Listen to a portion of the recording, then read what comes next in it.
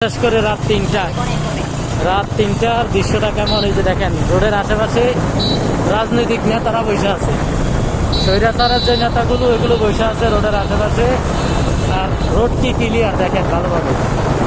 রাত তিনটায় যানজট, দিনের বেলায় মানে কি পরিমাণ জ্যাম থাকে অবশ্যই আপনারা যারা জায়গাটা চিনেন অবশ্যই বুঝতে পারবেন।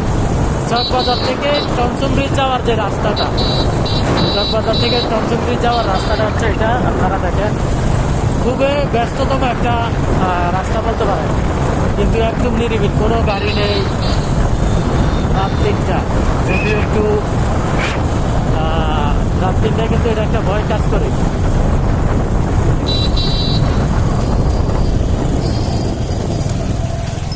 রাত তিনটায় কিন্তু এটা একটা ভয় কাজ করে, কারণ জায়গাগুলো তেমন একটা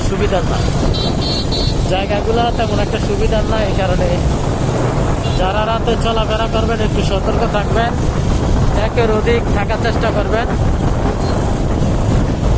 কারণ আমার এখন যাইতে হয়, কারণ আমি বাধ্য। রাত তিনটায় খেলা শেষ, এখন তো আমি বাসায় যেতে হবে, এই কারণে আমি বাধ্য হয়ে যাচ্ছি। তো অবশ্যই যারা রাতে চলাফেরা করবেন একটু সতর্ক থাকবেন। আপনারা অবশ্যই দেখতে পেলেন খুবই ফাঁকা ছিল, রোডটা খুবই ফাঁকা। এই যে এখন এই রাস্তায় ঢোকার পর শুধুমাত্র একটা গাড়ি দেখতে পেলাম।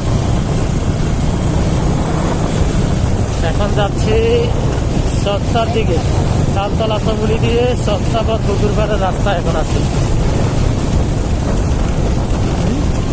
না